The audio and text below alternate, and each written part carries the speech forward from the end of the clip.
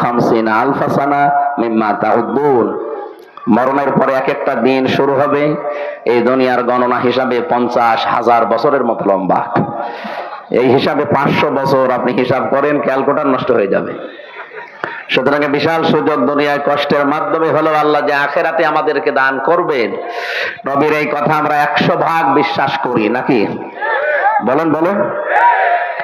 সুতরাং 100% বিশ্বাসের উপরে আমরা এই মনে করে আজকে বাড়ি যাব যে আল্লাহ আমাদেরকে ধনীদের চাইতে যেন 500 বছর আগে আখেরাতের যে হিসাব এ অনুযায়ী যেন জান্নাতে পৌঁছিয়ে দেন, বলেন আমিন। নবীজি জানিয়েছেন মান ক্বালা বিহি সাদাকা, যারা কোরআন দিয়ে কথা বলে দুনিয়ায় এরা সত্য কথা বলে। সুতরাং আজকের এই ময়দান থেকে সিদ্ধান্ত নিয়ে বাড়ি যাওয়া লাগবে যে কোরআন ছাড়া অন্য কোন বিষয়ের কথা আমরা শুনতে চাই না, আর বিশ্বাসও করি না। আমান আমিলা বিহি উজিরা, যারা কোরআন দিয়ে আমল করে তাদের পুরস্কার আল্লাহ নিজে দেবেন। আজকে আমরা কোরআনের 7টা আমলের কথা এখান থেকে শুনে যাব। 500 আমল আছে কোরআনে। কত? আজকে 7টার মতো আলোচনা করবো ইনশাআল্লাহ। আল্লাহ যেন পুরস্কার আমাদেরকে নিজের হাতে দান করেন। আবার হাকামা বিহি আদালা, যারা কোরআন দিয়ে বিচার করে এরা ন্যায় বিচার কায়েম করে। আমান দাআ ইলাইহি হাদা, যে ব্যক্তি কোরআন দিয়ে মানুষকে ডাকে আল্লাহ তাকে হেদায়েতের উপরে রাখে। ঠিক। তাহলে হেদায়েতের উপরে থাকতে গেলে বড় জুব্বা গায়ে দিয়ে পাগড়ি মাথায় দিয়ে শুধু তাসবিহ হাতে নিয়ে থাকলে হেদায়েতের উপরে থাকা যায় না। হেদায়েতের উপরে থাকতে গেলে কোরআন দিয়ে মানুষকে ডাকা লাগে। কথা বুঝতেছেন? তাহলে আজকে থেকে টার্গেট নেওয়া লাগবে, আমরা ডাকতে হলে কে দিয়ে ডাকবো? পরবর্তী কথাটা আরো মারাত্মক। ফাকাদ হুদিয়া ইলা সিরাতিম মুস্তাকিম, নবীজি বলেন কেউ যদি কোরআনের ডাকে সাড়া দিতে পারে আল্লাহ তাকেও সরল সহজ জান্নাতের পথ নসিব করে দেবে। সুতরাং আমি হেদায়েতের উপরে থাকার নিয়তে কোরআন দিয়ে আজকে ডাক দেব, আর আপনি জান্নাতের পথ পাওয়ার জন্য কোরআনের ডাকে সাড়া দেবেন। তাহলে আজকের মাহফিল সাকসেস হবে ইনশাআল্লাহ। বিশ্বনবী জানিয়েছেন মান ক্বারাআল কুরআনা ফাস্তাযহারাহু ফাহাল্লা হালালাহু ওয়া হারামা হারামাহু আদখালাহুল্লাহুল জান্নাহ ওয়া শাফাআহু ফি আশারাতিন মিন আহলি বাইতিহি কুল্লুহুম ক্বাদ ওয়াজাবাত লাহুন নার। তিরমিজি শরীফের হাদিস। হযরত আবু হুরায়রা রাদিয়াল্লাহু তাআলা আনহু বলেন বিশ্ব নবী নিজে জানিয়েছেন যে ব্যক্তি কোরআন পড়ে কি করে, এটা কিন্তু ক্লাস চলছে, 1 ঘন্টার একটা ক্লাস হবে এখানে, কোরআনের ক্লাস। কিসের ক্লাস? ছাত্রের মতো জবাব দেবেন, অন্তত যেন উপর ক্লাসে ওঠা যায়। আমরা এমন ছাত্র এখানে হব না যে ছিলাম 5-এ এমন পরীক্ষা দিয়েছি নামিয়ে দিয়েছে 2। এরকম অনেক ছাত্র আছে। এক ছাত্র এসে কাঁদছিল বাবার কাছে, বাবা বলছে কি কাঁদো কেন? এই ছেলে ডিস্টার্ব করো কেন, কি করে?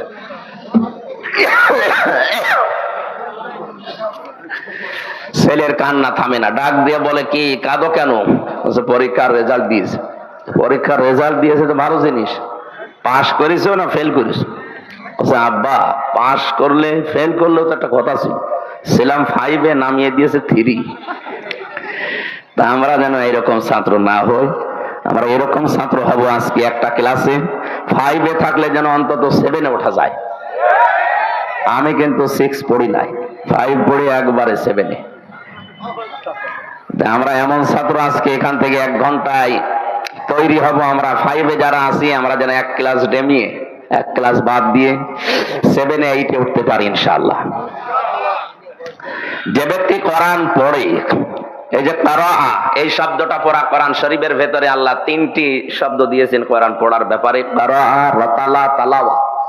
যারা অভিধান বোঝে কোরআনের তাদের দেখবেন অভিধানে লেখা আছে কেউ যদি কোরআন পড়তে চায় তার শর্ত 4টা লাগবে।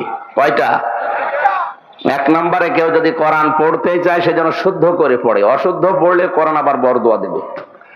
যেন আজকের এই ময়দান থেকে আমরা শুধু এসেছি তা না, সিদ্ধান্ত নিয়ে বাড়ি যাব মরণের আগে হলেও কোরআন শুদ্ধ করে আমরা পড়তে চাই, নারী হোক আর পুরুষ হোক।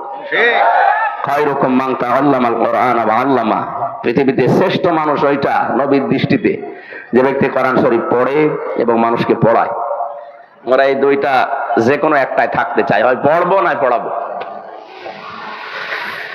2 নাম্বার শর্ত হচ্ছে কোরআন শুধু পড়লেই শুদ্ধ করে হবে না, এটাকে বুঝতে হবে। আর আমি যতটুকু জানি বাংলাদেশের রংপুর খুলনা এই সমস্ত বিভাগের মানুষগুলো কোরআন বোঝার ব্যাপারে একটু অনীহা, এরা বোঝেও কম, বোঝার চেষ্টাও কম এদের। যে আন্তর্জাতিক কম্পিটিশন যেগুলো হয় দেখেন, রংপুর, খুলনা এই সমস্ত বিভাগের ছেলেমেয়েরা চান্স পায় না, পায় সব চট্টগ্রাম, সিলেট, ঢাকা এই সমস্ত জায়গা। এই জন্য আমরা আরো এগিয়ে যাব কোরআন বোঝার ব্যাপারে। 3 নম্বরে, কোরআন শুধু বুঝলেই হবে না, যেখান থেকে বুঝবেন যতটুকু ওইটাই প্র্যাকটিক্যাল লাইফে, বাস্তব জীবনে সেট করার চেষ্টা চালাতে হবে ওই সময় থেকে। আমি বসে বসে পড়ছি, ওয়ালা ইয়াহুদ্দু আলা তুআমিল মিসকিন। আল্লাহ তাআলা বলেন, হে নবী, কিয়ামত বিশ্বাস করে না কারা জানেন? নবীজি বললেন, কই, আমার কাছে যারা আছে সব তো মনে হয় কিয়ামতে বিশ্বাসী। বিশ্ব নবী বলেন, না, কিয়ামত বিশ্বাস করে না ওই মানুষগুলো যারা এতিমের গলায় ধাক্কা দেয় আর মিসকিনকে খাবার তো দেয় না, খাবারের জন্য উৎসাহ দেয় না। আপনি নিজে বসে বসে পড়ছেন, ওয়ালা ইয়াহুদ্দু আলা তুআমিল মিসকিন, আর এতিম মিসকিন একজন এসেছে আপনার দ্বারে যে কিছু দেন। আপনার উচিত ছিল এই আয়াতের আমল করা, কোরআন শরীফ বন্ধ করে অন্তত সাধ্য অনুযায়ী তাকে কিছু দেওয়া, তাহলে এটা কোরআনে কারিম পড়ার হক আদায় হতো। আর আপনি পড়েই গেলেন সওয়াব পাওয়ার জন্য, ওদিকে ওই লোকটা না খেয়ে আছে 2 দিন, না, আপনার পড়ার কোনো গুরুত্ব নেই, লাভ হবে না। এই জন্য শর্ত হচ্ছে যেটা যখন পড়বেন ওইটা ওই জায়গা থেকে যেন বাস্তব জীবনে সেট করা যায়, এই সিদ্ধান্ত নিয়ে মাঠে নেমে পড়া। 4 নম্বরে, আমি যেটা পড়ি এটা যেন মানুষকে আমি মানাতে পারি, সেই পরিবেশ তৈরি করার জন্য চেষ্টা চালানো। এ কথা বলার পরে আল্লাহর নবী জানিয়েছেন, ফাস্তাযহারাহু, যারা আরবি গ্রামার বোঝে, শব্দটা কত ওয়েট, কত ওজন আপনি টের পাচ্ছেন? 99টা অর্থ আছে এজহার শব্দের। এজহার মানে দাঁড় করানো, এজহার মানে স্পষ্ট করা, এজহার মানে প্রকাশ করা, এজহার মানে কায়েম করা, এজহার মানে বিজয় করা। তার মানে কোরআন যে পড়ে এবং কোরআনকে বিজয় করার জন্য দুনিয়ায় চেষ্টা চালায়, আমাদের জীবনের টার্গেটই এইটা, যেন কোরআন এ দেশে বিজয়ী হয়। কারণ আমরা এই কোরআনের মালিক না, আমরা কোরআনের কামলা, খাদেম। আমরা কি এর মালিক নাকি? এর মালিক কে? আমরা খাদেম, কামলা। এই যে জমিনটা, এর মালিক আমি না, একজন মালিক আছে। আমাদের মতো 5-6 জনকে যদি জমির মালিক বলে আপনারা ধান লাগান, এখানে বিকাল 5টার সময় বেতন দিয়ে দেব। আমরা সারাদিন ধান লাগাচ্ছি, 10 মিনিট আগে 5-6 জন মস্তান মোটরসাইকেল নিয়ে এসে বলছে ধান লাগানো যাবে না, যা লাগিয়েছেন সব তুলে ফেলে। আমরা বলবো, ভাই, এ ধানও আমাদের না, এ জমিও আমাদের না, আপনারা ধান তুলে ফেলবেন না কি করবেন, আর 10 মিনিট পরে শুরু করেন, কারণ আমরা বেতনটা নিয়ে নেই। কথা বলে না কেন? বেতনটা পেয়ে গেলে আমাদের কাজ শেষ। এই জমির মালিক আমরা না, ধানের মালিক আমরা না, আপনারা ধান তুলে ফেলবেন না বাড়ি নিয়ে যাবেন, যা করবেন, কিন্তু 10 মিনিট পর। কারণ এই 10 মিনিট আগে ধান তুলে ফেললে বাড়ির মালিক আমাদের বেতন দেবে? বেতন তো দেবে না, তার জমি নষ্ট করার জন্য আর জরিমানা নেবে। কি বুঝলেন আপনি এখান থেকে? বিকাল 5টা মানে জীবনের শেষ দিন। বিকাল 5টা মানে কি? বেতন মানে আমাদের আল্লাহর বানানো যে বাগান, জান্নাত। এরপরও যদি মস্তানি করে আপনি ধান তুলে ফেলতে চান 10 মিনিট আগে, আমি কিন্তু শক্তি নেই, তারপরও ছেড়ে দেব না, কারণ আমার রুজি রুটি এর ভেতরে। 10 মিনিট না হলে বেতন পাবো না, এটা না হলে আমার সংসার চলবে না। আপনাকে যদি বেঁধে রাখা লাগে, দরকার হয় বেঁধে রাখবো, যদি মেরে ফেলা লাগে মেরেও ফেলবো, তারপরে অন্তত 10 মিনিটে জমিন পাহারা দেওয়াই লাগবে। আল্লাহ রাব্বুল আলামিনের কোরআনের যেহেতু আমরা খাদেম, এই জমিনে কোরআনে কারিম যদি আমরা চেষ্টা চালাই কায়েম করার, বিকাল 5টা জীবনের শেষ দিন পর্যন্ত চালাতেই হবে। এর ভেতরে কেউ যদি মস্তানি করেন, দরকারে বেঁধে রাখা হবে। যদি মারামারি করা লাগে হবে, যদি হাতাহাতি হয় হবে, যদি দাঁত ফেলে দেওয়া লাগে তাও দেব, যদি মেরে ফেলা লাগে তাও মেরে ফেলবো, কারণ আমার বেতন দরকার। আমার বেতনের নাম কি? জান্নাত। বলেন বলেন। ওইটা পাওয়ার জন্য বাধা আমি দিতে আপনাকে বলি নাই, বারবার বলছি আর 10 মিনিট পরে তোলেন। এখন জমির মালিক যিনি, উনি যদি এসে দেখে মস্তানরা এরপরও জোর করে তুলে ফেলছে, আমার মনে হয় জমির মালিক যদি ওই সময় কিছু না বলে, মনে করতে হবে উনি একেবারে দুর্বল, এই জন্য কিছু বলছে না। না না, যদি সামনাসামনি কিছু না বলে, মালিকের তো একেবারে কিছু নেই তা না, এত বড় জমির মালিক, তার কিছু নেই? বিভিন্ন জায়গায় তার হাত আছে। মস্তানরা যেন মনে করে এখন যদি সরাসরি আমাদের কিছু না বলে, এ মালিক যদি গোপনে বিভিন্ন রকমের হাত দিয়ে আমাদেরকে ধরে, বাপ বলার সময়ও দেবে না। একটা জমির মালিককে দেখে যদি মস্তানরা এই কথা মনে করতে পারে, তামাম পৃথিবীর মালিক যিনি, আসল মালিক কে? উনি যদি জমিনে দিন কায়েম, কোরআনে কারিম প্রতিষ্ঠিত, বিজয়ী হওয়ার ব্যাপারে যারা বাধা দিচ্ছেন, উনি যদি কিছু না বলে, মনে করতে হবে আল্লাহর শক্তি এখন আর নেই। শক্তি থাকার পরও কিছু বলছে না। আপনি বিশ্বাস করতে পারেন এখন হয়তো কিছু বলছে না। ইন্নাহুম ইয়াকিদুনা কায়দা ওয়া আকিদু কায়দা ফামাহিলিল কাফিরিনা আমহিলহুম রুয়াইদা। আল্লাহ ছাড় দেন, ছেড়ে দেন না। এই জন্য যে সমস্ত মস্তানি করছেন আপনি থামেন। আল্লাহ যদি ধরে বাপ বলার সময় পাবেন না। আমরা তো কামলা, আমরা খাদেম, আমরা জন মুনিশ পাট লেবার যাই বলেন, আমরা চেষ্টা করে যাব জীবনের শেষ দিন পর্যন্ত। কায়েম হলে ভালো, না হলেও অসুবিধা নেই, আমাদের বেতন আছে। আপনি কি করলেন? আপনি এটা বাধা দিয়ে নিজের কপালে আগুন লাগালেন। এই জন্য এই আগুন যেন না লাগে সেদিকে খেয়াল রাখবেন। ফাস্তাযহারাহু, যে ব্যক্তি কোরআনকে বিজয়ী করার জন্য দুনিয়ায় চেষ্টা চালাবে, আদখালাহুল্লাহুল জান্নাহ। এর আগে দুইটা শব্দ ছিল, ফাহাল্লা হালালাহু ওয়া হারামা হারামাহু। কেন ইজহার করার পরে, বিজয় করার পরে আল্লাহ হালাল হারামের কথা নবীজি বললেন কেন? হাদিসের ব্যাখ্যায় আমি পড়েছি, বিশ্ব নবী জানিয়েছেন, কোরআনে কারিম যদি ব্যক্তি, পরিবার, সমাজ এবং রাষ্ট্রে কায়েম থাকে, বিজয়ী থাকে, তাহলে ওই দেশে হালালকে হালাল, হারামকে হারাম জেনে চলা সহজ।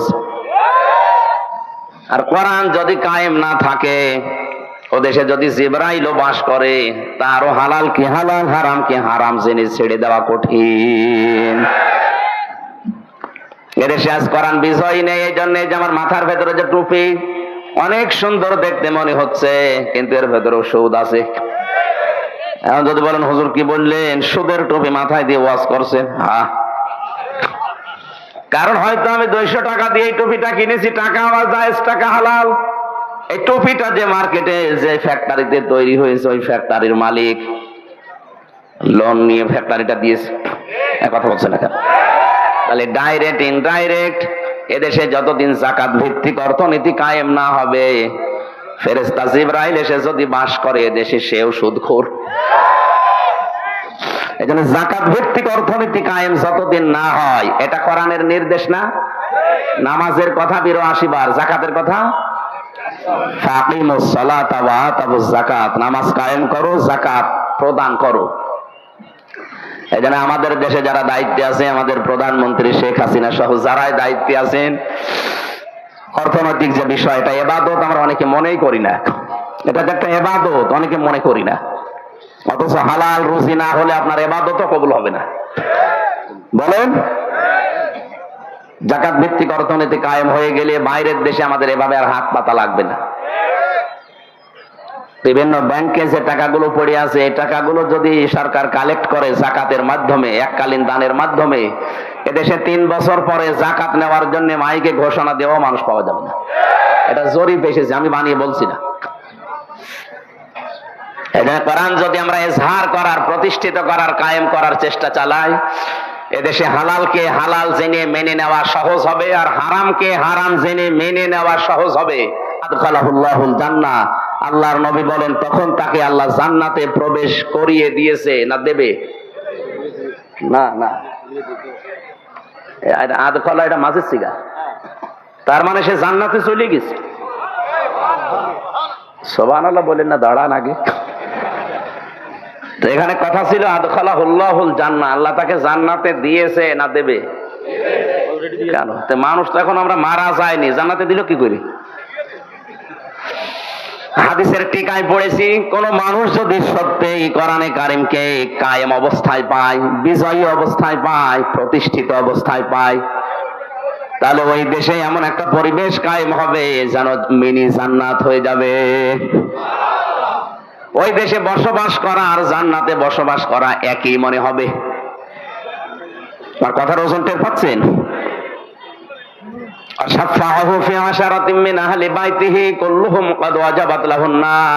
তাকে সুপারিশ করার জন্য যোগ্যতা তাকে আল্লাহ দান করবেন এমন 10 জনের ব্যাপারে তার পরিবারস্থ লোকদের, যাদের জন্য জাহান্নামের সিদ্ধান্ত হয়ে গিয়েছিল, শুধুমাত্র কোরআনের ইজ্জতে মহান আল্লাহ তার সুপারিশ গ্রহণ করে তাদের জান্নাতে ঢুকিয়ে দেবেন।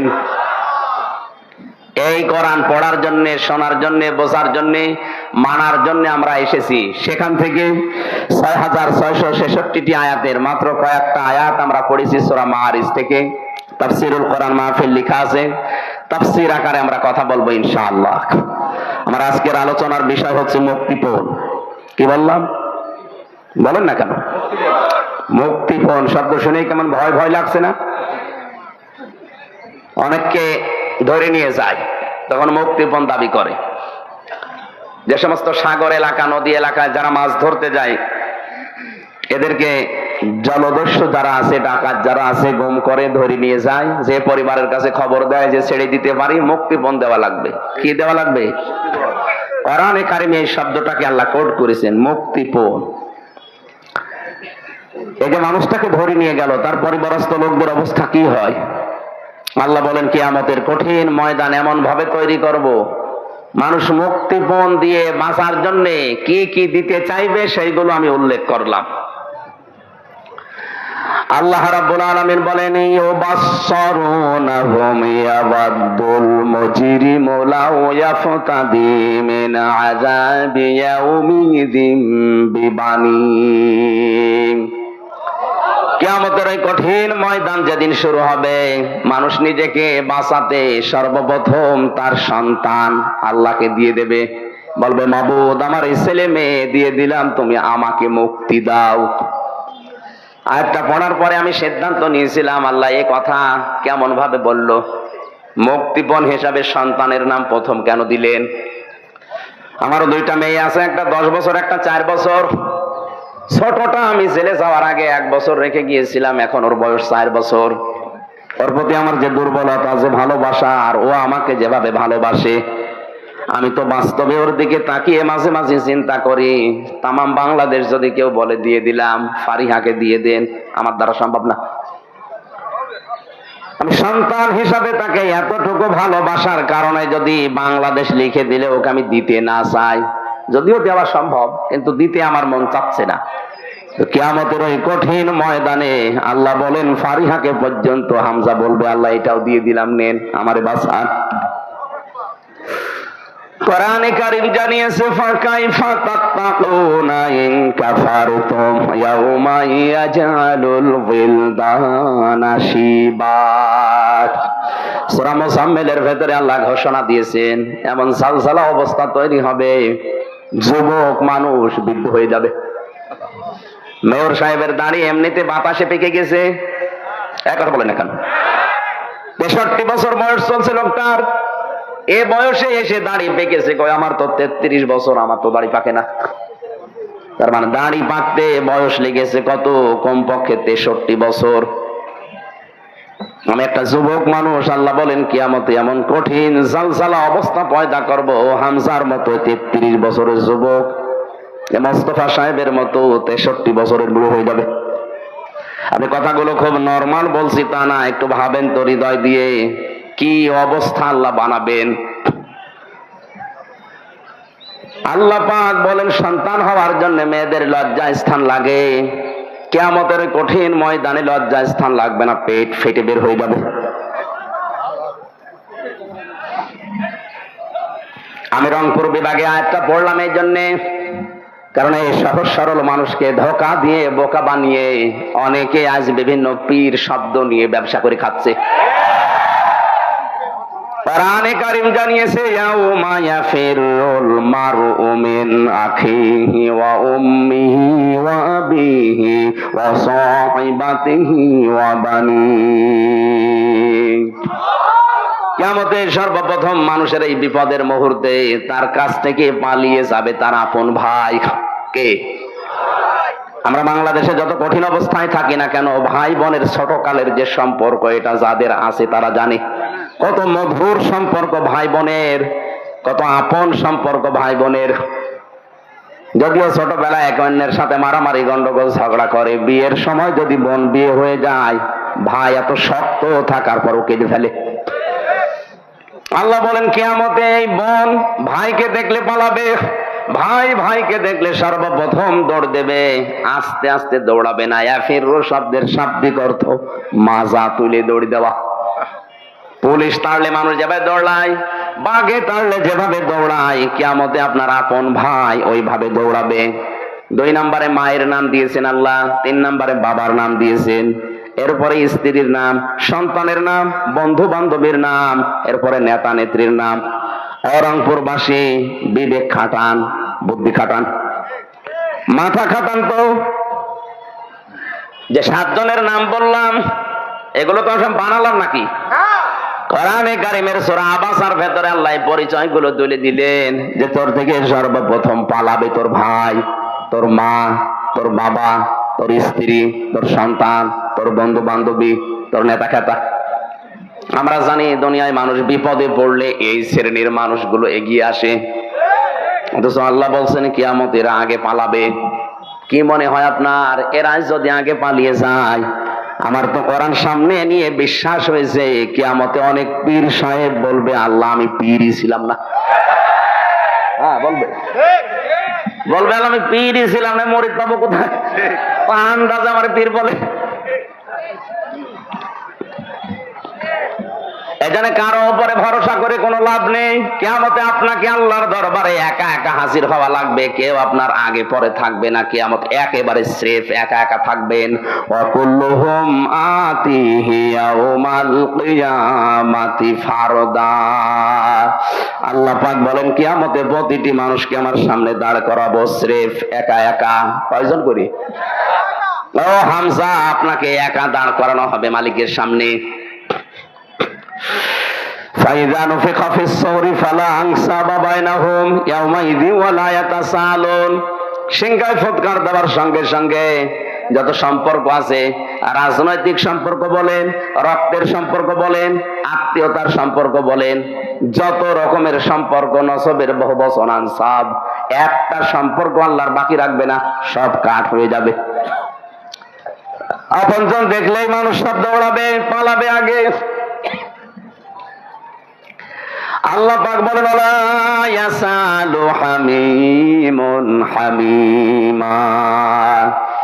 সেদিন বন্ধু বন্ধুর সম্পর্কে কোনো প্রশ্ন জিজ্ঞাসা করবে না, যেটা আমার বন্ধু ছিল।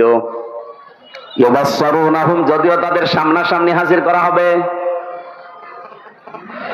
যতগুলো মানুষকে আল্লাহ বলেন মানুষ আমার কাছে মুক্তিপণ হিসাবে দিতে চাইবে বাঁচার জন্য, তার সর্বপ্রথম আমি নাম দিয়েছি সাহিবাতিহি। প্রথমে সন্তানাদি, এরপরে তার স্ত্রীকে বলবে আল্লাহ দিয়ে দিলাম, ওয়াখিহি তার ভাইকে দিয়ে দেবে, ওয়াফাসিলাতিহি আল্লাতী তুবি তার জ্ঞাতি গোষ্ঠী, যাদের কাছে সে রাজনৈতিক আশ্রয় পেত, সামাজিক পারিবারিক আশ্রয় পেত, এই মানুষগুলোকেও বলবে আল্লাহ এদেরও দিয়ে দিলাম। কথাটা এত সহজ মনে হচ্ছে আপনার? কত কঠিন অবস্থায় পড়লে মানুষ এই বিষয়গুলো সব দিতে চায়, আপনি নিজে ভাবেন। এবার পরের কথা আরো কঠিন। ওমান ফিল আরদি জামিআ। আল্লাহ বলেন শুধু সন্তানাদি, বউ, ভাই আর জ্ঞাতি গোষ্ঠী না, দুনিয়ায় যত কিছুর মালিক ছিল অস্থায়ী অস্থায়ী সব বলবে আল্লাহ আমি দিয়ে দিলাম। এরপরও তুমি আমারে বাঁচাও, আমাকে মুক্তি দাও। আল্লাহ এতটুকু বলার পরে এবার কঠিন একটা ধমক দিয়েছেন, কাল্লা, কখনো না, ইন্নাহা লাযা, অবশ্যই তোকে আমি লাজায় প্রবেশ করাবো। কোথায় বলেন বলেন? এই যে লাজা, এটা একটা জাহান্নামের দরজার নাম। রংপুরবাসী আমরা অনেকে দেশে বিভ্রান্তিতে আছি যে জান্নাত 8টা, জাহান্নাম 7টা। না, কোরআন হাদিস এটা নেই। আমি কোরআনে পেয়েছি জান্নাতও একটা, জাহান্নামও একটা, কিন্তু জাহান্নামের দরজা আমরা জানি 7টা, আর জান্নাতের দরজা 8টা না। পুরা কোরআনে আল্লাহ জাহান্নামের দরজা যদিও 7টার বর্ণনা বেশি দিয়েছেন, জান্নাতের দরজার বর্ণনা দিয়েছেন 100টার উপরে। সচরাচর আমাদের বইতে লেখা আছে হয়তো 8টা, কিন্তু জাহান্নামের স্তর বা দরজা কয়টা? মোস্তফা সাহেব, আপনাদের মাননীয় মেয়র, ওনারাও যদি জিজ্ঞাসা, উনি তো জেনারেল শিক্ষিত, যে জান্নাত কয়টা বলেন তো, বলবে 8টা।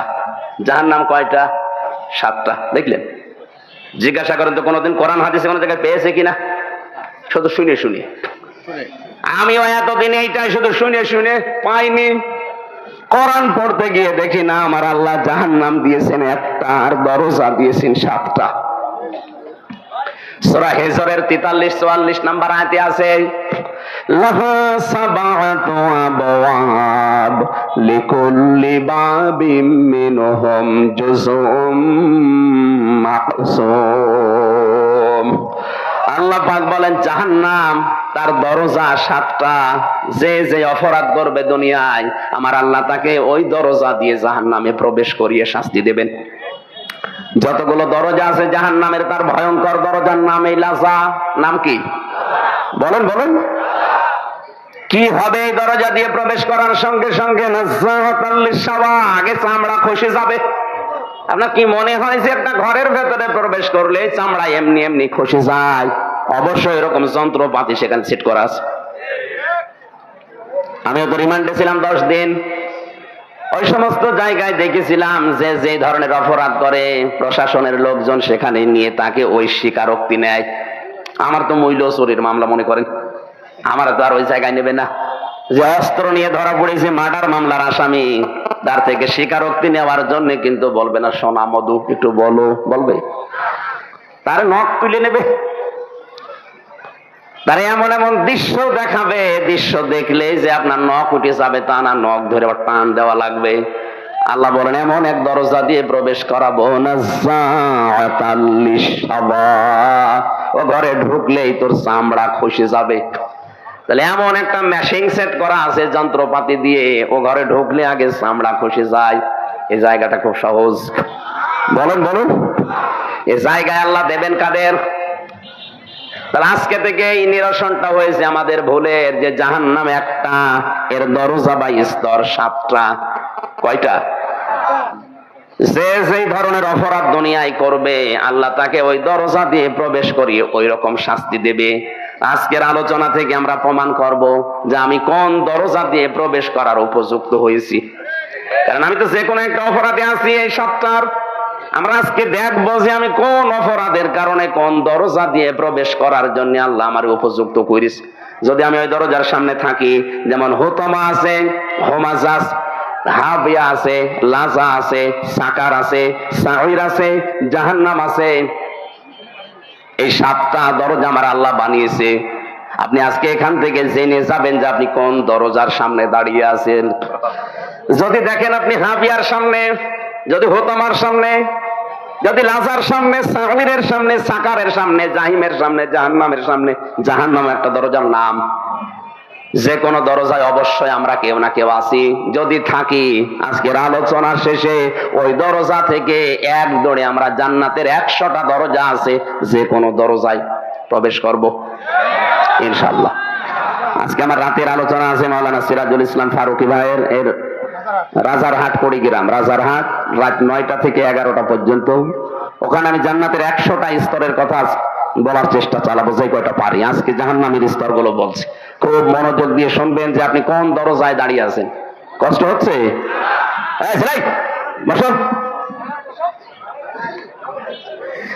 জাহান্নামের লাজা নামক যে দরজা, এখান দিয়ে প্রবেশ করার জন্য আল্লাহ রাব্বুল আলামিন 2টা গুণ বিশিষ্ট মানুষের নাম দিয়েছেন। রংপুরবাসী দেখেন তো আপনার ভেতরে আছে কিনা, নাকি এই আয়াত বাদ দিয়ে দেব? আমার মনে হয় এই আয়াতে এলাকায় নেই। আল্লাহ পাক বলেন যেখানে গেলে চামড়া আগেই খসে পড়ে যাবে, এখানে যাবে কারা জানো? তাদউ মান আদবারা ওয়া তাওয়াল্লা। জাহান্নামে লাজা নামক যে দরজা, এটা তাদেরকে ডাকবে যে মানুষগুলো সত্যকে সত্য জানার পরেও অহংকার করে মুখ ফিরিয়ে চলে যেত। আর বাংলাদেশে এই প্রকার মানুষ এখন বেশি। সত্যকে সত্য জানার পরও অহংকার করে ঘাড় ঘুরিয়ে চলে যায়। এ স্বভাব নেই মানুষের। হযরত ইব্রাহিম নবী আলাইহিস সালাম আল্লাহকে পাওয়ার জন্য তিনি বহু কিছু খোঁজ করেছিলেন। কোরআনে আমার আল্লাহ তার ইমানের যে 50টা পরীক্ষার কথা দিয়েছেন, তার 10টা মেন আমি পুরা কোরআনে পেয়েছি। তাকে আমার আল্লাহ পরীক্ষা করেছিলেন তারকা দিয়ে, চন্দ্র দিয়ে, সূর্য দিয়ে, বিভিন্ন জিনিস দেখতেন আর বলতেন এইটাই আমার প্রভু মালিক, এইটাই আমার খোদা হবে। তখন যখন সব ডুবে অস্তমিত হয়ে যায় তিনি বললেন না, ইন্নী ওয়াজ্জাহতু ওয়াজহিয়া লিল্লাযী ফাতারাস সামাওয়াতি ওয়াল আরদা হানিফা ওয়া মা আনা মিনাল মুশরিকিন। হে আমার জাতির লোকেরা, এতদিন পর্যন্ত যাদেরকে আমি খোদা মনে করতাম একটাও আমার কাছে খোদার দাবিদার না, সবগুলো অস্তমিত হয়ে যায়, ডুবে যায়, নষ্ট হয়ে যায়। যারা শেষ হয়ে যায় এদেরকে আমি মানতে পারি না। আমি মুখ ফিরিয়ে নিলাম এই সূর্য, চন্দ্র, তারকা সবার থেকে। তোমরা যাদেরকে শরীক করো সব থেকে আমি মুখ ফিরিয়ে নিলাম ওই আল্লাহর দিকে, যিনি আসমান আর জমিন যথাযথভাবে বানিয়েছেন। আমি হানিফা, একনিষ্ঠ ভাবে মুখ ঘোরালাম। ওমান মিনাল মুশরিকিন, আমি কিন্তু মুশরিক না, শিরিক করি না। ইব্রাহিম নবী আলাইহিস সালাম আল্লাহকে খুঁজে পেয়ে চেষ্টা করেছিলেন পাওয়ার জন্য, আর আমাদের চোখে আঙ্গুল দিয়ে সত্যকে দেখিয়ে দিল, আমরা মানতে চাই না। এই জন্য তাদউ মান আদবারা ওয়া তাওয়াল্লা, জাহান্নামে লাজারে দরজা তাদেরকে ডাকবে যারা সত্যকে সত্য জানার পরেও অহংকার করে মুখ ফিরিয়ে চলে যায়। এই আয়াতটা পড়ার পরে আমার যতটুকু ধারণা, বাংলাদেশের অধিকাংশ মানুষ এই লাজা দিয়ে প্রবেশ করবে। কারণ এত আলোচনা পৃথিবীর কোন জায়গায় হয় না, এত সতর্কবাণী উচ্চারণ দুনিয়ার কোন জায়গায় আমি দেখি না। এত করে চোখে আঙ্গুল দিয়ে দেখিয়ে দেয়, এরপরও আপনি মানতে চান না, আপনার অহংকার বৃদ্ধি আরো বাড়ে। তাহলে মনে হচ্ছে যে 1 নাম্বারটা পাওয়া যাচ্ছে, কথা বলেন না কেন? 2 নাম্বার কি? যারা মাল সম্পদ জমা করে আর সংরক্ষণ করার জন্য চেষ্টা চালিয়ে যায়। রংপুরবাসী, পৃথিবীর কোন সম্পদ স্থায়ী না। আপনি এখনই চোখ বন্ধ করেন, এমনি মিথ্যায় চোখ বন্ধ করে আপনি দেখেন সব কেমন যেন আপনার পর হয়ে যাচ্ছে। আর আপনি মাল সম্পদ বৈধ অবৈধ নেই, কোন রাস্তা দিয়ে আসে তাও দেখা দেখি নেই, আপনি জমা করতে আসেন। আর সব সময় এটা কি করে সংরক্ষণ করা যায় চেষ্টা করে যাচ্ছেন। তাহলে এই গুণ যাদের ভেতরে এই পৃথিবীতে আছে তাদেরকে লাজা নামক দরজা ডাকবে, আসো তোমাকে সাইজ করছি। ভেতরে ঢুকিয়ে নিয়ে আগে চামড়া খসিয়ে ফেলবে। বলেন নাউজুবিল্লাহ। গুণ পেলাম কয়টা? বাংলাদেশের 2য় গুণের মানুষ আমরা এখন অহরহ দেখতে পাচ্ছি।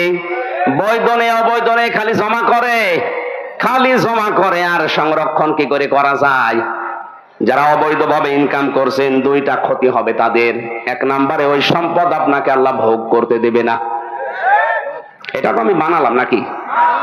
সূরা তাহা 16 নম্বর পারা 19 নম্বর পৃষ্ঠার 13 নম্বর লাইনের 124 নম্বর আয়াতে আছে, ওমান আ'রাদা আন যিকরি ফাইন্না লাহু মাঈশাতান দানকা ওয়া নাহশুরুহু ইয়াওমাল কিয়ামাতি আ'মা। যে ব্যক্তি আল্লাহর আইন বাদ দিয়ে, আল্লাহর বিধান বাদ দিয়ে উপায় করবে দুনিয়ায়, আল্লাহ পাক তার জীবনকে সংকীর্ণ করে দেবে। এদেশে আজ 1734 জন মানুষ মেন দায়িত্বে আছে, তাদের জন্য বলছি, কারণ এটা রেকর্ড হচ্ছে, কালকে সারা দুনিয়া ছড়িয়ে যাবে। এই 1734 জন মানুষ এরাই বেশি ইনকাম করছেন আপনারা। জামা ফাওয়া আর এগুলো সংরক্ষণ করার জন্য অনেকেই বেগম পাড়া পর্যন্ত বানাচ্ছে। কয় মোস্তফা সাহেবের তো বেগম পাড়া নেই, আছে? যারা আজ অবৈধ বৈধ দেখা দেখি নেই কামাই করছেন, শুধু এই যে দঙ্কা শব্দ আল্লাহ কোরআনে খেলা করার জন্য দিয়েছে তা না। আপনার জীবনের আয় উন্নতিতে আল্লাহ কোনো বরকত রাখবে না। কোরআনের আয়াত আপনি 100 ভাগ বিশ্বাস করেন তো? হ্যাঁ, সুতরাং আমরা এখনই সতর্ক হব। এই লাজা নামক দরজা দিয়ে গেলে আল্লাহ ছেড়ে দিচ্ছে না, আগে চামড়া খসিয়ে ফেলবে, এরপরে শাস্তি শুরু হবে। যারা অবৈধভাবে আজ টাকা পয়সা ইনকাম করে পাহাড় পর্যন্ত তৈরি করে ফেলছেন আর সংরক্ষণ করার জন্য বিভিন্ন লাইন অবলম্বন করছেন, বৈধ অবৈধ দেখা দেখি নেই যে এটা টিকিয়ে রাখা লাগবে।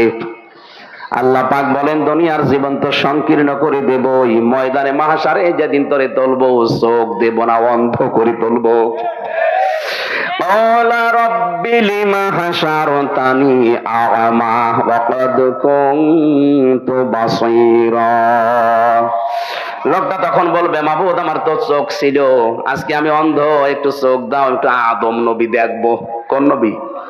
একটু আদম নবী কেমন ছিল? 60 হাত লম্বা ছিল, 36 হাত মোটা ছিল, একটু দেখবো কেমন লাগে।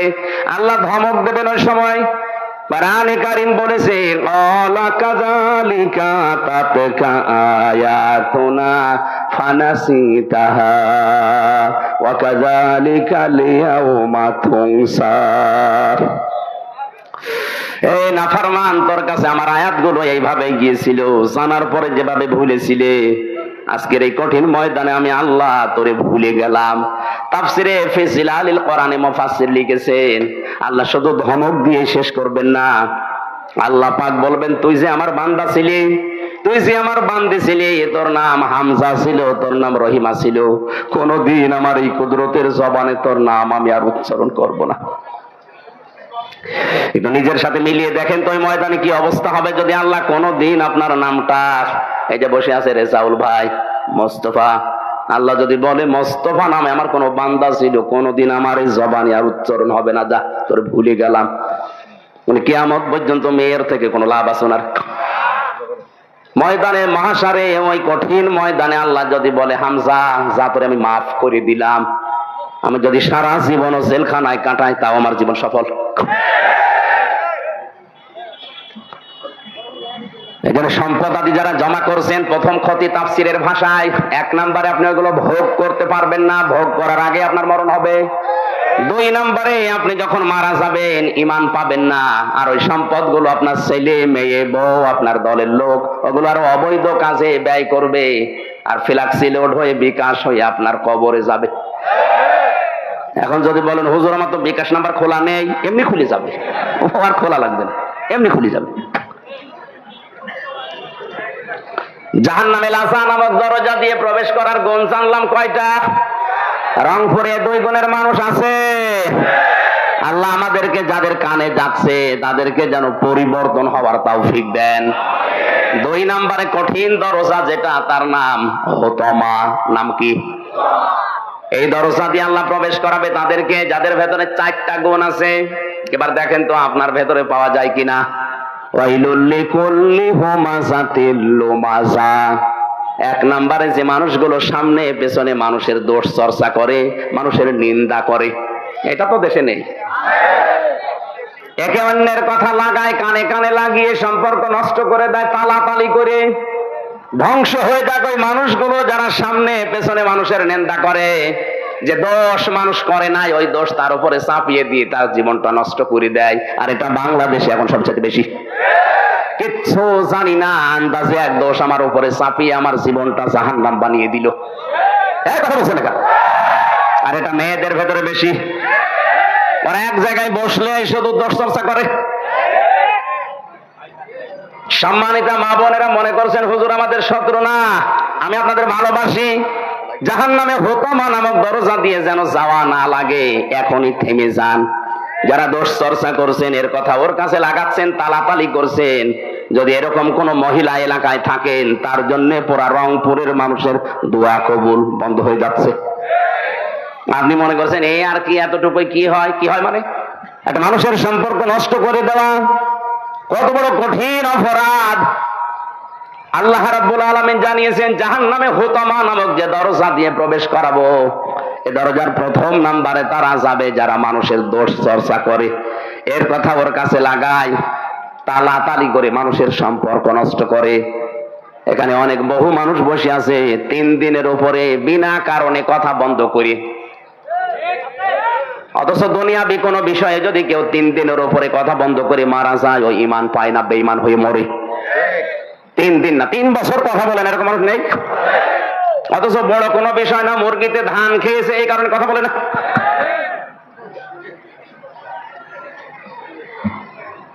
আজকের ওয়াজ এখান থেকে আমল শুরু করা লাগবে।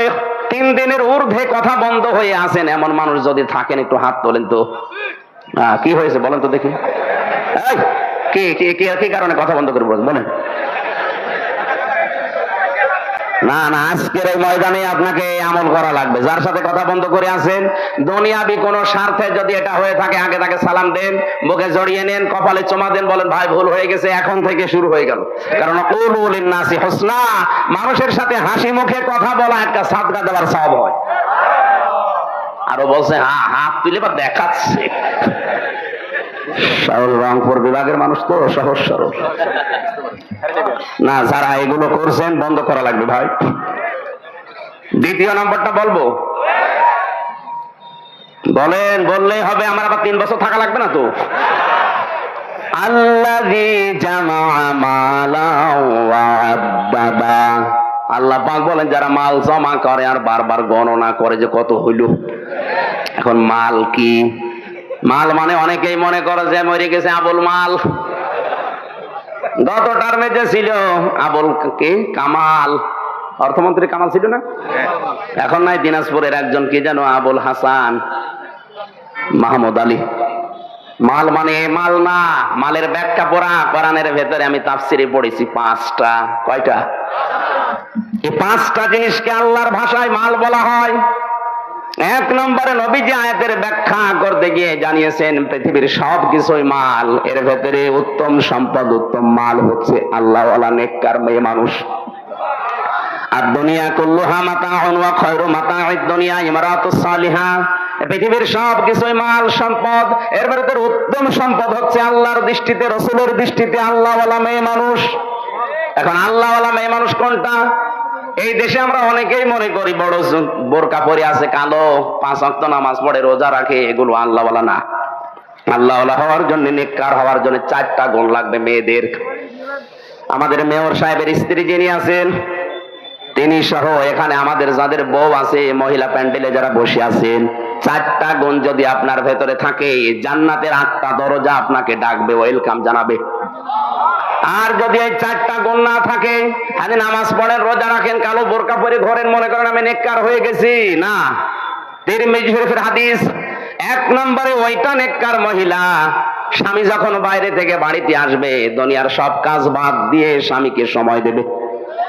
এরকম মহিলা তখন ঘরে ঘরে না। এই যে সবাই বলছে নাই, তার মানে রংপুরে সমস্যা আছে। 2 নম্বরে স্বামী যেটা পছন্দ করে ওটা যদি জায়েজ হয়, আপনার জীবন থাকতে ওটা মেনে নেওয়া লাগবে। এই কথা বলে না কেন? আমি নিজে স্বামী, যত স্বামী এখানে বসে আছে, প্রতিটি স্বামী চায় বিয়ের পরে আমার মা বাবা যেন আমার সাথে সংসারে থাকে। কিন্তু আমি যতদূর জানি বাংলাদেশের 100টার প্রায় 98টা মহিলা এটা চায় না। নাকি বেশি বলে ফেললাম? ওই যে জ্বালানা দিয়ে শুনতেছে, জ্বালানা বন্ধ করেন, জ্বালানা দিয়ে শুনতেছে, আমল করার খোঁজ নেই। আমার মা বাবা আমার সাথে থাকবে, আর ও বলে না। আরে নিজের মা বাবা হলে কোনোদিন আলাদা করে দিতে পারতো? আজ থানার ওসি, এই যে উপজেলা চেয়ারম্যান, ইউনিয়নের চেয়ারম্যান, মেয়র, এসব বিচার করতে করতে জীবন শেষ হয়ে গেল। প্রতিদিন কত বিচার খালি এই করা লাগে। এই যে বৃদ্ধাশ্রম বানিয়েছ, কি খেলা করার জন্য বানিয়েছ? কিছুদিন আগে একটা ভিডিও ঘুরছিল, 6টা ছেলে মেয়ে, লোকটার বউ মারা গেছে অনেক আগে, লোকটার বয়স 95 বছরের উপরে, 6টা ছেলে মেয়ে, সব হায়ার এডুকেটেড, সব অনার্স মাস্টার্স করা, 4টা ছেলে 2টা মেয়ে, সব ভাই বোন মিলে জায়গা জমিগুলো নিজেদের নামে লিখে নিয়ে শেষ পর্যন্ত লোকটাকে রাস্তায় ছেড়ে দিয়েছে।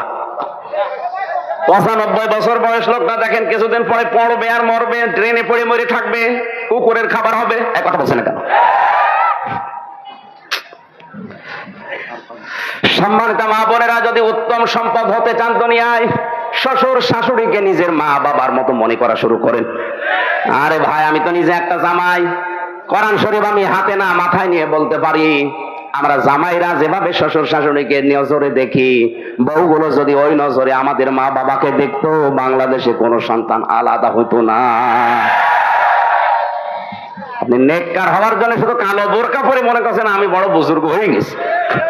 স্বামী যেটা পছন্দ করে যদি জায়েজ হয়, জীবন থাকতে আপনাকে মেনে নেওয়া লাগবে। 3 নম্বরে নেককার হওয়ার জন্য গুণ দিয়েছেন আল্লাহর নবী, স্বামী যখন বাইরে যাবে তার সম্পদ এবং তার সন্তানকে আপনি ইসলামের দিকে রাখবেন। স্বামী বাইরে চলে যায়, আপনি সারাদিন বসে বসে সিরিয়াল দেখেন, আর ওগুলো সব জীবনে মিলায়। আমি হবো কটকটি আর মেয়ে হবে কিরণমালা। না, আপনার সম্পদ এবং সন্তান, স্বামী গেছে বাইরে, এগুলো হেফাজত করে ইসলামের দিকে রাখবেন, এটা নেককার মহিলার গুণ। 4 নম্বরে, স্বামী যখন বাড়িতে আসবে তাকে খুশি করার জন্য সাজগোজ করা। আল্লাহ মেয়েদের এই 4টা গুণ অর্জন করার তৌফিক দিন, আমিন। মালের 2 নম্বর ব্যাখ্যা হচ্ছে চেয়ার, ক্ষমতার চেয়ার। 3 নম্বর ব্যাখ্যা অস্ত্র শস্ত্র। 4 নম্বর ব্যাখ্যা সম্পদ। 5 নম্বর ব্যাখ্যা প্রভাব প্রতিপত্তি। এগুলো যারা জমা করে রাখে আর মনে করে এগুলো কোনোদিন হাতছাড়া হবে না, ইহসাবু আন্না মালাহু আখলাদা, আল্লাহ বলেন কাল্লা, কখনো না। লাউন বাসান্না ফিল হুতামা, তোকে হুতামা দিয়ে প্রবেশ করাবো। কোন জায়গায়? ওমা আদরাকা মাল হুতামা, নবী আপনি জানেন এটা কি? নারুল্লাহিল মুকাদা, এটা আল্লাহর জ্বালানো আগুন। আল্লাহ নিজে আগুন জ্বালিয়েছে। এর 7টা বর্ণনা আল্লাহ কোরআনে দিয়েছেন, আমি তো 2টা বললাম। যারা সত্যকে সত্য জানার পরে মুখ ফিরিয়ে চলে, যারা সম্পদ জমা করে রাখে আর বারবার সংরক্ষণ করার জন্য বিভিন্ন পন্থা অবলম্বন করে।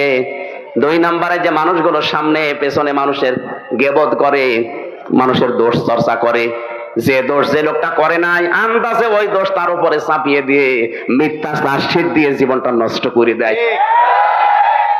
এরকম মানুষ দেশে নেই? হাজারো মামলার আয়ু ধরা খাবেন। আমি জেলখানায় 3টা বছর থেকে দেখেছি অনেক মানুষ এখানে নিরপরাধ, বিষয় কিছু জানেই না।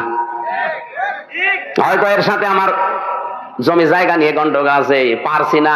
শেষে আমার 3 বছরের ছোট্ট একটা মেয়ে দিয়ে ওর নামে ধর্ষণ মামলা চালিয়ে 10 বছর জেলে রেখে দিলাম। আমি বহু মানুষকে এরকম দেখেছি, কিচ্ছু জানে না, ধর্ষণ মামলায় 10 বছর জেল খাটছে। আর 3 বছরের মেয়ে ধর্ষণ করার মামলা দিয়েছে, পেরিয়ে ওঠে না, তখন ওই মেয়ে দিয়ে মামলা দেয়। যারা আয়ু আছেন মামলার, খুব হিসাব করে জীবন চালান। নামাজ রোজা আপনাকে জান্নাত নিয়ে যাবে মনে করছেন? মানুষের যদি অভিশাপ লাগে, এজন্য আমাদের সাবধান হওয়া দরকার। আমার মনে হয় কয়েক মিনিট আছে মাগরিবের আজান হওয়ার। 1 ঘন্টা সময় দিয়েছিলেন, এখন 1 ঘন্টা 5 মিনিট হয়ে গেল। আমি জেলখানায় বসে পারিবারিক জীবনের যে সমস্ত সমস্যা এবং এর সমাধান করার জন্য কি কি লাগবে, জেলখানায় 2টা বই লিখেছিলাম, পারিবারিক সমস্যা এবং তার সমাধান। পরকীয়া প্রেম চলছে, এটা মেটানোর জন্য কি কি দরকার, কোরআন হাদিসে ওই যে সাদা গাড়িতে আছে, যাওয়ার সময় নিয়ে স্ত্রীকে, মেয়েকে, বউকে, বোনকে উপহার দেবেন। আর যারা মেয়েরা আছেন ওইগুলো নিয়ে আপনার স্বামীকে দিয়ে পড়াবেন। 2টা বই আছে, 2 রকম নিয়ে যাবেন। আমার পক্ষ থেকে মাননীয় মেয়রকে উপহার দেবেন একটা, ওনার ম্যাডামকে দেওয়ার জন্য। ওনার ম্যাডাম যদিও আর ওই সমস্ত লাইনে যাবে না, তারপরও পড়ে দেখুক। আমার মনে হয় ভেতরে ঘেমে একেবারে শোধ চলছে। আগামীতে আমি আসি, রাতের বেলা মাহফিল নেবেন, দিনের বেলা আসলে হয় না, দিনের বেলা হয় না। আমার রাতে এই যে সিরাজ ভাইয়ের এখানে মাহফিল আছে রাজারহাটে, আমি রাত 9টায় উঠবো ওখানে। আজকে সময় পেলে যদি যান আবার আমার সাথে চলে আসবেন। আগামীতে আসলে বিভিন্ন জায়গায় আছে, এই যে মাওলানা ইদ্রিস আলী জিহাদি ভাইয়ের ওখানে মাহফিল আছে একটা, কি বাজার জানো? সিও বাজারে ওখানে রাতের বেলা আসবে। একটু মোনাজাতটা করে যান। আল্লাহুম্মা আমিন। রব্বানা যালামনা আনফুসানা ওয়া ইল্লাম তাগফির লানা ওয়া তারহামনা লানাকুনান্না মিনাল খাসিরিন। রব্বুল আলামিন, প্রচন্ড গরমে আমাদের শরীরে অধিকাংশ ঘাম ঝরছে, ভেতরে ঘেমে শোধ চলছে, এরপরও আমরা কষ্ট করে বসে কোরআনে কারীম শুনছিলাম। রংপুরের এই মানুষগুলো সহজ সরল, কোরআনে কারীম শোনার জন্য যাদের এত আগ্রহ, এদেরকে অমরের মতো বানিয়ে দাও। এ মাহফিলের আয়োজন করতে গিয়ে তোমার যে বান্দার আশ্রম দিয়েছে, কষ্ট করেছে, আমার মানিক ভাই সহ, আল্লাহ তার সন্তানটা অসুস্থ, কোরআনের ইজ্জতে তাকে শেফায়ে কামেলা আজেলা দাও। মাহফিলের প্রধান অতিথি আমাদের মাননীয় মেয়র, আল্লাহ তাআলা যে দায়িত্ব তার মাথার উপরে দিয়েছো, মুস্তাফা মানে নির্বাচিত, তুমি তাকে জান্নাতের জন্য নির্বাচিত করে নাও। তার মা বাবাকে মাফ করে দাও, তার সন্তানাদি স্ত্রী যেগুলো দিয়েছো আল্লাহ এগুলো সহি সালামতে রাখো, দ্বীনের উপরে রাখো। আমার রেজাউল ভাই, শাহিন ভাই, শরীফ ভাই সহ নাম না জানা যত ভাইরা এসেছে, আল্লাহ মনের ভেতরে যার যে কামনা বাসনা আছে আমাদের জায়েজ আশাগুলো পূর্ণ করে দাও। রংপুরের বিভাগীয় কমিশনার যিনি আছেন, রংপুরের ডিসি, এসপি, থানার ওসি সহ পুলিশ সদস্য ভাইরা যারা এসেছে, নিজেদের মা বাবা, আত্মীয় স্বজন, সন্তান আদি ছেড়ে বাংলার বিভিন্ন প্রান্তে যারা দায়িত্ব পালন করে, প্রশাসনের এই দায়িত্বটা তুমি ইবাদত হিসাবে মেনে নাও। তাদের শরীরকে সুস্থ রাখো, তাদের অভাব অনটন দূর করে দাও, তাদের স্বভাবগুলো হযরত ওমর ফারুকের মতো বানিয়ে দাও। এই মাহফিলটা বাস্তবায়নের জন্য যেই কয় টাকা দিয়েছে আল্লাহ তুমি তার টাকায় বরকত দাও। মা বোনদেরকে খাদিজার মতো, আয়েশার মতো বানাও। আমি অসুস্থ, আমি মুসাফির অবস্থায় আছি, আমি মজলুম অবস্থায়, আল্লাহ তুমি দেখতে পাচ্ছ। তোমার হাবিব জানিয়েছে মজলুমের দোয়া, অসুস্থ মানুষের দোয়া, সফরে থাকলে মুসাফিরের দোয়া আল্লাহ ফেরত দেয় না। মন থেকে দোয়া করছি রংপুরকে কবুল করে নাও। এই বিভাগের মাটির নিচে যত মানুষ ঘুমিয়ে আছে কোরআনের ইজ্জতে তাদের ক্ষমা করে দাও।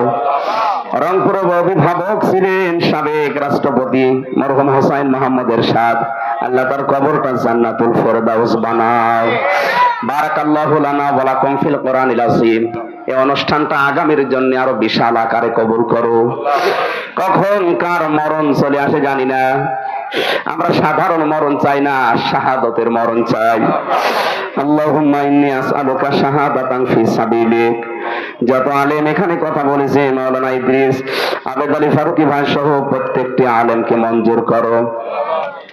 মরণের সময় যেন একবার হলেও আমাদের জবান দিয়ে জারি হয় লা ইলাহা ইল্লাল্লাহু মুহাম্মাদুর